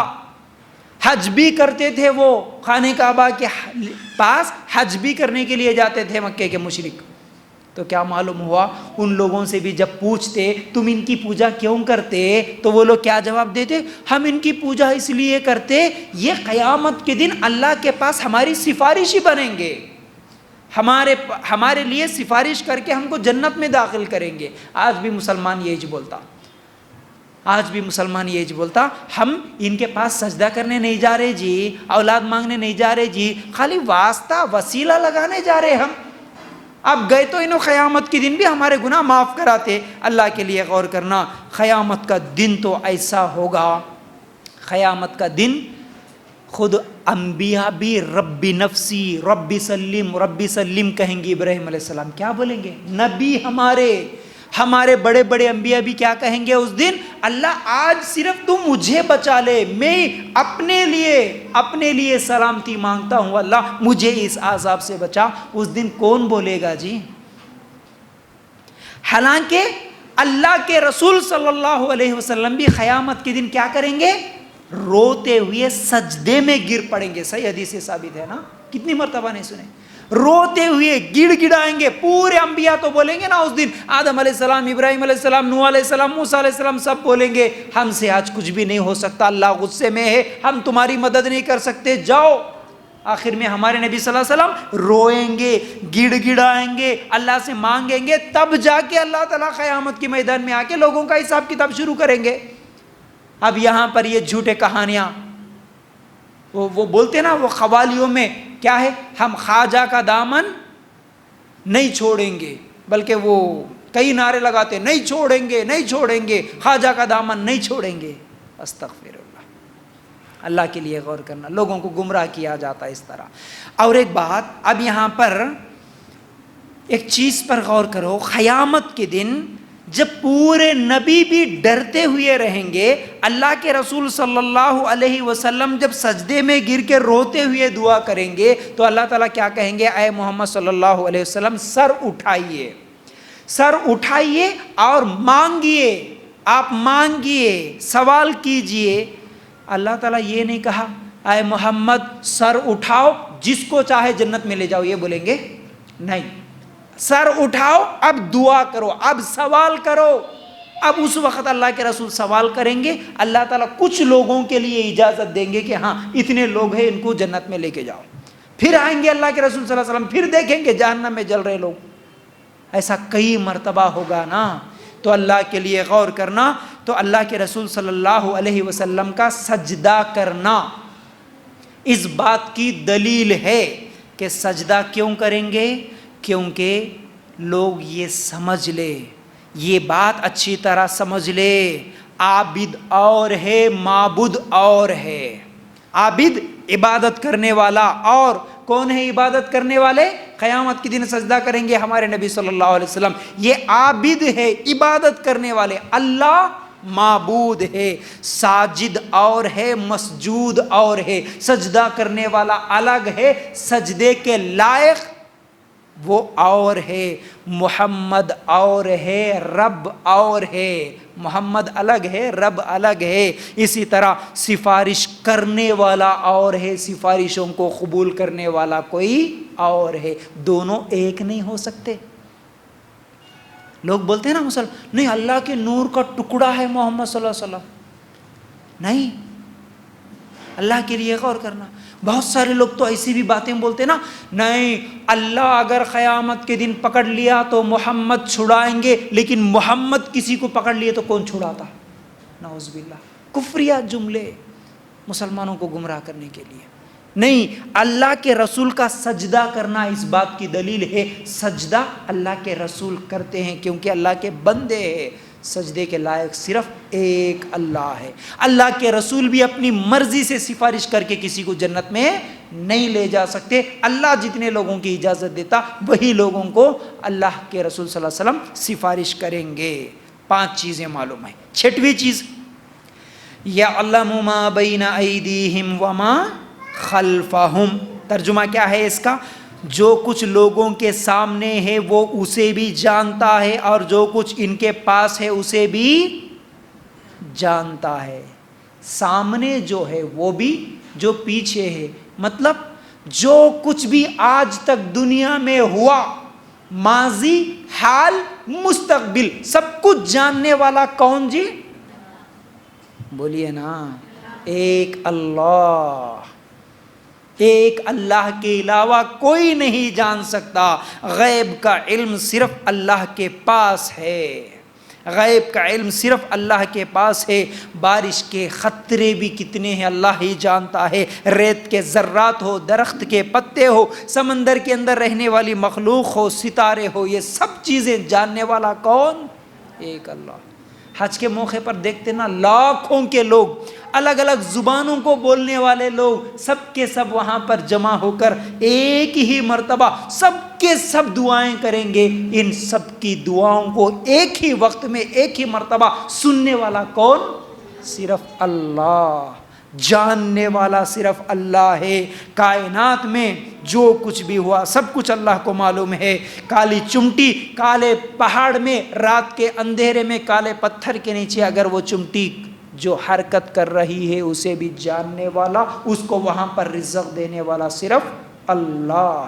اللہ کے علاوہ کوئی نہیں جانتا۔ لیکن آج افسوس اس بات کی ہے کہ بہت سارے لوگ یہ سمجھتے نہیں جی فلاں عامل بابا کے پاس چلے جاؤ، فلاں ان کے پیر صاحب کے پاس چلے جاؤ، وہ بھی جانتے جی، سب کچھ معلوم ہے ان کو بھی۔ غور کرنا، اگر کوئی عامل بابا ہو، اس کی داڑھی بھی ہو، اس کی داڑھی کے اندر اگر کھاتے کھاتے اگر ایک کھانے کا دانہ بھی اگر داڑھی کے اندر اٹک گیا ہو، کیا اسے معلوم ہے؟ کیا وہ جانتا ہے؟ دوسرے بتائے بغیر اس کے داڑھی کے بالوں میں کیا ہے اس کو معلوم ہو سکتا ہے؟ نہیں معلوم ہو سکتا۔ آج عالم الغیب نہیں، سب جانتے، ہمارے پیر ہمارے ولی کچھ بھی نہیں جانتے۔ علم غیب اللہ کے علاوہ کسی کو نہیں معلوم ہے، اس بات کو یاد رکھو۔ پھر 7ویں چیز، وَلَا يُحِيطُونَ بِشَيْءٍ مِّنْ عِلْمِهِ إِلَّا بِمَا شَاءَ، یہ لوگ اللہ کے علم میں سے کسی چیز کا ادراک نہیں کر سکتے مگر اتنا ہی جتنا وہ خود چاہے۔ مطلب کیا ہے؟ اللہ کا جو علم ہے نا، اللہ کے بارے میں جو علم ہے، اللہ جتنا علم دیا اتنا ہی ہمارے پاس ہے، اس کے علاوہ اپنی طرف سے کوئی چیز نہیں جان سکتا۔ چاہے کوئی سائنسداں ہو، کوئی ڈاکٹر ہو، آج پوری دنیا میں جس کے پاس جتنا بھی علم ہے سب کچھ کس کا دیا ہوا؟ اور اللہ جتنا دیا اتنا ہی معلوم ہے، اس سے زیادہ نہیں معلوم۔ مثال کے طور پر سورج کہاں ہے، کتنی دور ہے، آج معلوم کر سکے انسان؟ معلوم کر سکے۔ زمین سے کتنی دور ہے سورج معلوم کر سکے۔ کچھ ستاروں کے بارے میں معلوم کر سکے، ہاں کچھ ستاروں کے بارے میں معلوم کر سکے یہ اتنی دور ہے اتنی دور، لیکن آج تک پورے سائنسدان مل کر اس آسمان میں نظر آنے والے صرف ستارے کتنے ہیں گن سکے؟ دوری تو دور کی بات، گن نہیں سکے۔ آج انسان جو سمجھتا ہے نہیں میں سب کچھ کروں گا، میں ترقی کرنے والا ہوں، ترقی کیا ہوں، میں بہت کچھ کر سکتا، کچھ بھی نہیں کر سکتا۔ چاند پہ گیا صرف لیکن ویسے چاند آسمان میں کتنے ہیں آج تک گن نہیں سکا کوئی. اللہ کے لیے غور کرنا. تو اللہ تعالیٰ کا علم کتنا ہے، کیسا ہے، اس کا ادراک کوئی نہیں کر سکتا. وہ اللہ کیسا ہے، اپنی ذہن سے سوچ کے جنت کیسی ہوں گی، جہنم کیسا ہوں گا، اللہ کیسا ہوں گا، اللہ کیسا حساب لیتا ہوں گا، اللہ قیامت کے دن کیسا اٹھاتا ہوں گا، اللہ خبر میں کیسا عذاب دیتا ہوں گا، دیکھ لیں گے. یہ سب کفریہ جملے ہیں، کفریہ جملے ہیں. تم اپنی ذہن سے سوچتے، اپنی ذہن سے سوچ کے یہ سمجھتے کہ قیامت کے دن اللہ اتنے لوگوں کو کیسا سوال کرتا، اتنی بڑی جنت اللہ کیسا دیتا، اتنا خطرناک عذاب جہنم میں اللہ کیسا دیتا ہوں گا. تم اپنی ذہن سے سوچتے. ارے تمہارا ذہن تو اتنا کمزور، پوری کائنات والے مل کے آج تک صرف ستاروں کو نہیں گن سکے. تم اللہ کے بارے میں سوچتے اللہ کیسا دیکھتا ہوں گا، میری زبان سے نکلا ہوا ہر لفظ اللہ لکھتا ہے، کیسا لکھتا ہوں گا. ابھی سنیں ہم آنکھوں کی خیانتوں کو بھی اللہ جانتا، کیسا جانتا ہوں گا. ہم اپنے ذہن سے سوچ سکتے نہیں. اللہ ہم کو اتنا علم نہیں دیا، اللہ جتنا دیا اتنا ہی ہمارے پاس ہے. ہم اپنی ذہن سے سوچ کے کیسا ہوتا بولے تو گمراہ ہوتے. اللہ جتنا بتایا اس پر ایمان لانا. ہاں اللہ میری آنکھوں کی خیانتوں کو بھی جانتا، اس لیے میں وہ گناہ نہیں کروں گا.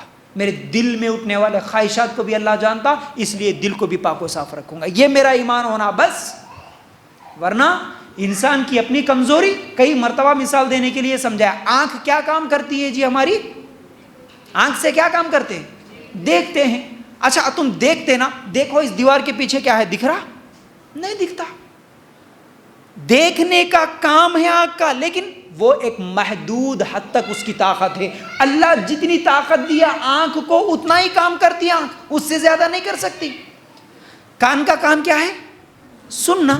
میں ایک آدمی بول رہا ہوں، آپ سب سن رہے ہیں، لیکن آپ سب ایک ہی مرتبہ بولو، کیا میں سن سکوں گا؟ نہیں. کان سننے کے لیے ہے، لیکن کان کو اللہ جتنا علم دیا، جتنا سننے کی طاقت دیا اتنا ہی سنے گا. کان اس سے زیادہ نہیں سن سکتا. تو اتنے کمزور جسم کو لے کر ہم اپنے ذہن سے یہ سوچ کے اللہ کیسا اٹھاتا ہوں گا، اللہ کیسا جلاتا ہوں گا، یہ باتیں بولتے. قیامت کے بارے میں مذاق اڑاتے، جہنم کے بارے میں مذاق اڑاتے. نعوذ باللہ. اسلام سے باہر ہو سکتے اگر ایسی باتیں کریں گے تو. ٹھیک ہے. تو اللہ تعالیٰ نے کیا فرمایا کہ یہ لوگ اللہ کے علم میں سے کسی چیز کا ادراک نہیں کر سکتے مگر اتنا ہی جتنا وہ خود چاہے. کوئی بھی اپنے علم سے اللہ کی ذات صفات کا احاطہ نہیں کر سکتا. ٹھیک ہے. بعض لوگ سمجھتے ہیں کہ انبیاء کو اور صالحین کو ہر چیز کا علم ہے نا. بہت سارے لوگ یہ بھی سمجھتے ہیں ہمارے معبود ہیں نا، ہمارے پیر صاحب ہیں نا، ہمارے ولی ہیں نا، ان کو سب معلوم ہو جاتا. اس لیے بولتے ہیں نا وہ ہاتھ دیکھنے والے بابا کے پاس جانے سے آتی کئی لوگ جا کے آ کے اجی کیا پاورفل بابا ہے، میں خالی جا کے وہاں ٹھہرتے چے میرا نام بول دیے، میرا گاؤں بول دیے، سب معلوم ان کو. میں کون سے پریشانی سے آئی کہ پہلے بول دیے انہوں، بہت پاورفل ہے انہوں. نہیں ہو سکتا. وہ سب دھوکہ ہے. اس کے پیچھے ایک پلان ہوتا ہے جس کو آپ لوگ نہیں سمجھتے. اللہ کے لیے غور کرنا. علم اور علم غیب، اللہ جتنا جس کو علم اللہ جتنا جس کو دیا اتنا ہی اس کو ہے، اور علم غیب تو صرف اللہ کے پاس ہے. اگر اللہ کسی اور کو علم غیب دیتا، نوح علیہ السلام بیٹے کے لیے جو دعا کرے، لا علمی میں دعا کرے نا. اگر نوح علیہ السلام کو معلوم ہوتا نہیں میرا بیٹا ماننے والا نہیں ہے، وہ تو پھر مشرکوں میں ہے. اگر اس بات کا پہلے سے نوح علیہ السلام کو علم ہوتا تو وہ دعا کرتے تھے کیا؟ ان کو نہیں معلوم تھا اللہ اس کو بچا لے بول کے دعا کرے. یہ لا علمی ہے. نبی کو بھی علم اللہ جتنا دیا اتنا ہی ہوتا، اس سے زیادہ نہیں ہوتا. پھر اسی طرح ابراہیم علیہ السلام کا نتیجے سے بے خبر ہو کر بیٹے کو ذبح کرنے کے لیے تیار ہونا، یہ بات بھی دلیل ہے نا. ابراہیم علیہ السلام اپنے بیٹے کو ذبح کرنے کے لیے تیار ہو گئے، لیکن نتیجہ کیا ہوگا ابراہیم علیہ السلام کو معلوم تھا کیا؟ پہلے سے علم نہیں تھا اس بات کا. اللہ میرے بیٹے کو ذبح کرنے کا حکم نہیں دے رہا. اگر یہ علم پہلے سے ہوتا تو ابراہیم علیہ السلام خالی بکرے کو ہی ذبح کرتے تھے، بیٹے کو نہیں کرتے تھے. تو یہ علم کی کمی ہے. پھر اسی طرح نبی کریم صلی اللہ علیہ وسلم کے پاس کچھ لوگ دھوکے سے آئے تھے، جھوٹ بول کے ہمارے قوم کے لوگوں کو قرآن سکھانا ہے، اس لیے کچھ قرآن کے حافظوں کو بھیجیے. اللہ کے رسول صلی اللہ علیہ وسلم 70 حافظ قرآن صحابہ کو بھیجے. ان کے ساتھ کتنے 70 صحابہ کو بھیجے، حافظ قرآن تھے، لیکن وہ لوگ راستے میں دھوکے سے 70 صحابہ کو شہید کر دیے۔ اگر اللہ کے رسول کو علم ہوتا پہلے سے یہ لوگ میرے صحابہ کو شہید کر دیں گے، کیا اللہ کے رسول بھیجتے تھے ان کو؟ نہیں، نبیوں کو بھی نہیں ہے اتنا علم۔ آج لوگ سمجھتے ہمارے بابا کو ہے علم، کس کے رزلٹ کیسے آتے پہلے جو بابا بتا دیتے، کس کے گھر میں اولاد کب ہوتی پہلے جو بابا بتا دیتے، بیٹا کب ہوتا، بیٹی کب ہوتی، کس کا ویزا آتا، کس کی شادی ہوتی، سب پہلے جو بتا دیتے۔ اور یہ ہماری پاگل قوم بھی ایسی پاگل ان کی طرح ان کے پاس جاتی، کہیں بھی نظر آیا بابا، کون سے بابا؟ وہ غیر مسلم کے بھی فوٹوز رہتے، مسلمانوں کو بھی رہتے، وہ یہ بابا ہے، وہ بڑے بابا ہے، خالی آگے بابا رہے تو بس ہے، سیدھا فون اٹھا دیا، بس پہ کہیں پر کانٹیکٹ نمبر، یہ بابا ہے، تمہارے پورے مشکلات حل، خالی فون کرو، اماؤنٹ بھیجو، تمہارا نہیں ہوتے سو کام بھی ہو جاتا۔ تمہاری بچی کی شادی، سیدھا فون اٹھائے، بار بار یہ بابا ہماری بچی کی شادی کب ہوتی؟ ہم لوگوں کو بھی آتے میسیج، فون، بہت رشتے آ رہے جا رہے، مول صاحب کب ہوتی ہماری بچی کی شادی؟ علم غیب میرے کو ہے، بابا کو ہے، کس کو ہے؟ کب ہوتی؟ اللہ جب لکھا تب ہوتی، بس دعا کرو، کوشش کرو۔ لیکن عامل بابا ان کے پاس جا کر اپنی پیسے، اپنی عزتیں، اپنا ایمان سب کچھ برباد کر رہے لوگ، سب کچھ برباد کر رہے۔ اللہ کے لیے غور کرنا۔ تو علم کسی کو نہیں ہے۔ عائشہ رضی اللہ تعالیٰ عنہ، کون عائشہ؟ ہمارے نبی صلی اللہ علیہ وسلم کی سب سے چہیتی بیوی، ان کے اوپر الزام لگا، کتنا خطرناک معاملہ تھا۔ منافقوں نے عائشہ رضی اللہ تعالیٰ عنہ پر الزام لگایا، اللہ کے رسول پریشان، ابو بکر صدیق رضی اللہ تعالیٰ عنہ پریشان، پورے صحابہ پریشان، عائشہ رضی اللہ تعالیٰ عنہ رو رو کے زندگی گزاری۔ اگر اللہ کے رسول کو علم ہوتا کہ میری بیوی کے اوپر یہ لوگ جو الزام لگا رہے یہ جھوٹا ہے، اس چیز کا علم ہوتا تو اللہ کے رسول پہلے ہی بول دیتے یہ منافق ہے، اسے ختم کر دو، میری بیوی کوئی غلط کام نہیں کری۔ لیکن اللہ کے رسول ایسا بولے نہیں، بولے انتظار کرے، اللہ کچھ تو بھی حکم بھیجے گا، تب تک انتظار کرے۔ تو علم یا علم غیب اللہ کے علاوہ علم غیب کسی کو نہیں ہے، اور جتنا علم اس دنیا میں اللہ کا دیا ہوا علم ہے، اللہ جس کو جتنا دینا چاہے اتنا علم دیتا ہے، ٹھیک ہے، باقی سب علم صرف اللہ کے پاس ہے۔ اب 8ویں چیز، وسع کرسیہ السماوات والارض، اس کی کرسی آسمان اور زمین کو گھیرے ہوئے ہے۔ وسع کرسیہ السماوات والارض کا مطلب سوچو، آپ تصور کرو، زمین اور آسمان کو گھیر کے اس کی کرسی ہے۔ کرسی کس کو بولتے معلوم ہے؟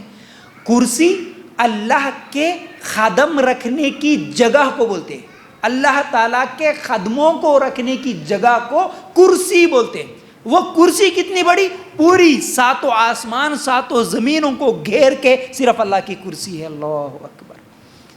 اللہ کے لیے غور کرنا، اللہ کی عظمت پہچاننے کی ضرورت ہے۔ اللہ کے رسول صلی اللہ علیہ وسلم نے کیا فرمایا؟ یہ حاکم کی روایت، ابھی جو میں نے کہا کہ یہ اللہ کی کرسی کیا ہے؟ دونوں خادموں کو رکھنے کی جگہ ہے۔ پھر اسی طرح 7 آسمان 7 زمین کرسی کے مقابلے میں ایسے ہے جیسے چٹیل میدان پر پھینکا ہوا چھلا۔ ابن کثیر رحمۃ اللہ علیہ اپنی تفسیر میں یہ حدیث نقل کرتے ہیں۔ کرسی کیسی ہے؟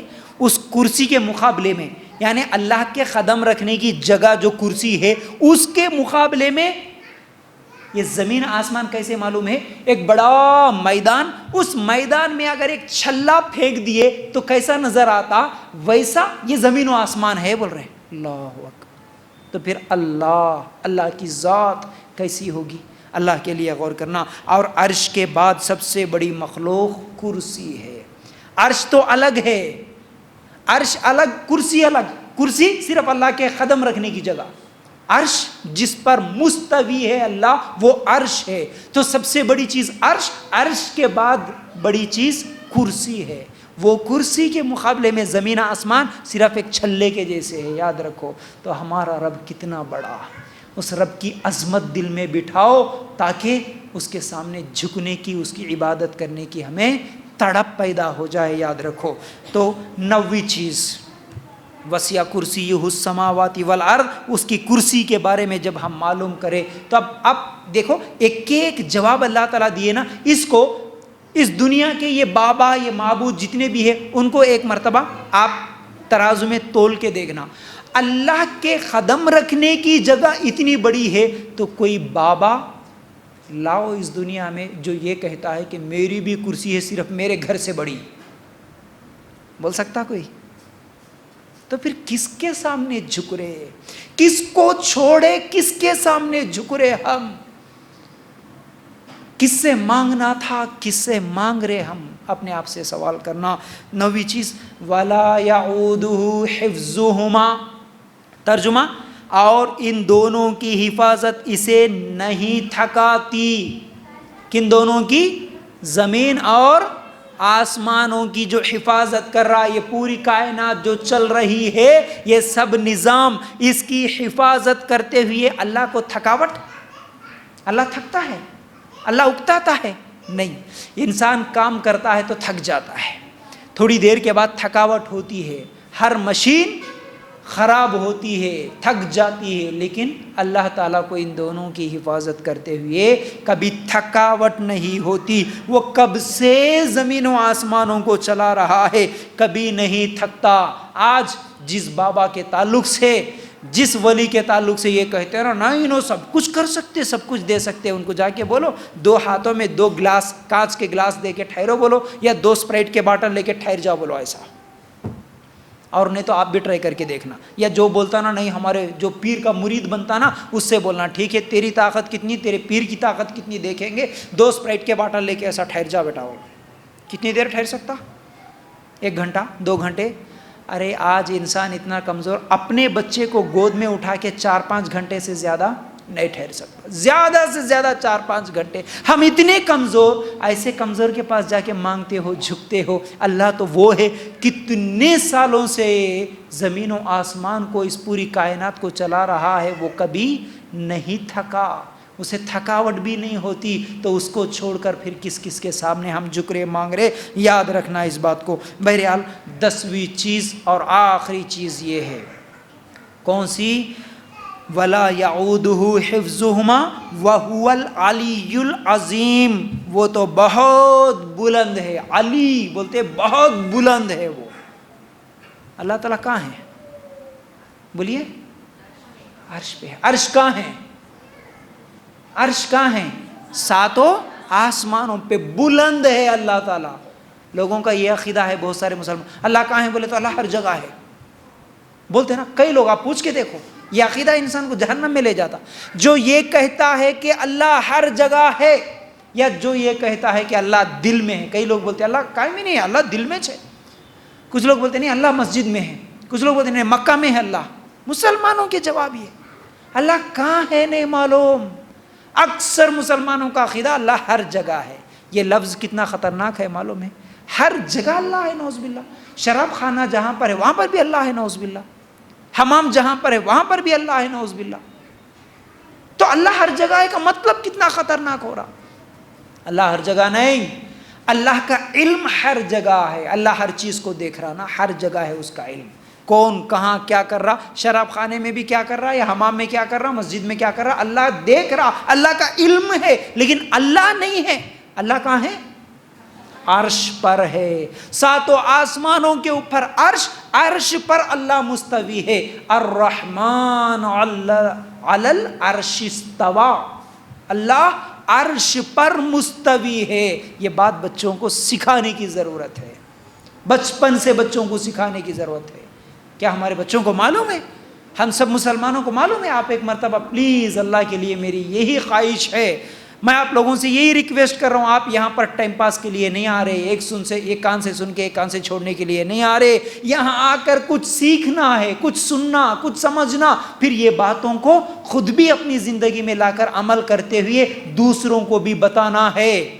آپ ٹیسٹ لو، آپ کبھی فنکشن ہالز میں، کبھی دعوتوں میں، کبھی رشتہ داروں کے گھر جانے آنے پر ملتے نا، بچوں کو بلا کے پوچھو بیٹا اللہ کہاں ہے؟ نہیں معلوم ہے تو سکھاؤ، بیٹا اللہ عرش پر ہے۔ سورہ طٰہٰ آیت نمبر 5، اللہ عرش پر ہے بیٹا۔ عرش کہاں ہے بیٹا؟ اللہ 7 آسمانوں پر عرش ہے۔ اس طرح علم دینا ہم سب کے لیے ضروری ہے۔ اللہ کے رسول صلی اللہ علیہ وسلم کے پاس ایک غلام، ایک لونڈی آئی تھی، اسے اللہ کے رسول صلی اللہ علیہ وسلم نے پوچھا آئین اللہ؟ اس نے کہا، صرف ایسا انگلی اوپر کی عورت نے، یوں کہا عین اللہ بولے تو یوں اوپر ہے اللہ بولی. اللہ کے رسول صلی اللہ علیہ وسلم نے کہا کہ یہ مومنہ ہے, اسے چھوڑ دو, یہ مومنہ ہے, بولے ایمان کی گواہی دیے. جو بولا اللہ عرش پر ہے. اب جو بولا وہ مجھے معلوم ہی نہیں ہے, وہ کیسے مسلمان ہو سکتا ہے؟ جو بولتا اللہ ہر جگہ ہے, وہ کیسے مسلمان ہو سکتا ہے؟ اللہ کے لیے غور کرنا. تو علی, اللہ بلند ہے, اللہ اوپر ہے, عرش پر ہے. اس لیے دعا کے لیے ہم ہاتھ ایسے اٹھاتے ہیں. اگر اللہ ہر جگہ ہوتا تو ایسا بھی کر سکتے, اللہ یہاں بھی ہے, اللہ دے دے, اللہ دے دے, ایسے بھی بول سکتے تھے. نہیں, اللہ علی ہے, اللہ بلند ہے, علی العظیم, اللہ عظمت والا ہے. سمجھ رہے؟ تو اب ہم لوگوں کو کیا معلوم ہوا؟ آیت الکرسی سے پوری توحید انشاءاللہ سمجھ میں آ گئی. اللہ ہی, صرف ایک ہی اللہ ہے جو عبادت کے لائق ہے. اس ایک اللہ کے علاوہ دوسرا عبادت کے لائق نہیں ہے. کیوں نہیں ہے کہ جواب میں کتنے جواب ملے ہم کو؟ 10. اب یہ 10 کے 10 جتنے بھی معبود ہیں, جتنے بھی ولی ہے یا درگاہ ہیں یا بابا ہے یا پیر ہے یا پتھر کی مورتیاں ہیں, جس کی بھی عبادت ہو رہی, یہ 10 صفتیں ان کے اندر ہے یا نہیں ہے, آپ چیک کر لینا بس. اگر یہ 10 ان کے پاس بھی ہے تو پھر وہ سچا معبود ہو سکتا ہے. اگر یہ 10 نہیں ہے تو پھر وہ سچا معبود نہیں ہو سکتا. سوال کر لینا ان 10 میں سے. سب سے پہلی چیز ہے, کیا وہ ہمیشہ زندہ ہے؟ نہیں, تو پھر وہ سچا معبود نہیں ہو سکتا. کیا وہ ہمیشہ قائم ہے؟ نہیں, تو پھر وہ سچا معبود نہیں ہو سکتا. کیا اسے نیند اور اونگ نہیں آتی؟ آتی ہے, تو پھر وہ سچا معبود نہیں ہو سکتا. چوتھی چیز, زمین و آسمان کیا اس کی ہے؟ اس نے بنایا؟ نہیں, تو پھر وہ سچا معبود نہیں ہو سکتا. پانچویں چیز, کیا وہ اللہ کی اجازت کے بغیر کسی کی سفارش کر سکتا ہے؟ نہیں کر سکتا, تو پھر سچا معبود نہیں ہو سکتا. جو کچھ لوگوں کے سامنے ہے, جو کچھ پیچھے ہے, دنیا میں جو گزرا, کیا وہ سب کچھ کسی کو معلوم ہے؟ کوئی جانتا ہے؟ نہیں جانتا, تو پھر وہ سچا معبود نہیں ہو سکتا. ساتویں چیز یہ ہے کہ جو علم اللہ کے پاس ہے, اللہ کے بارے میں پورا علم, کیا کسی کو معلوم ہے؟ نہیں معلوم ہے, سچا معبود نہیں ہو سکتا. آٹھویں چیز, کیا کسی کی کرسی اتنی بڑی ہے جتنا اللہ کی کرسی ہے؟ نہیں ہے, تو پھر وہ سچا معبود نہیں ہو سکتا. نویں چیز, پوری کائنات کو چلاتے ہوئے اللہ کو تھکاوٹ نہیں ہوئی, تو کوئی ایسا ہے وہ جو بھی کام کرتا ہے کبھی نہیں تھکا ہو, ایسا کوئی ہے؟ نہیں ہے, تو پھر سچا معبود نہیں ہو سکتا. اللہ جیسا بلند اور اللہ جیسی عظمت والا ہے ویسا کوئی اور ہے نہیں ہے, تو پھر وہ سچا معبود نہیں ہو سکتا.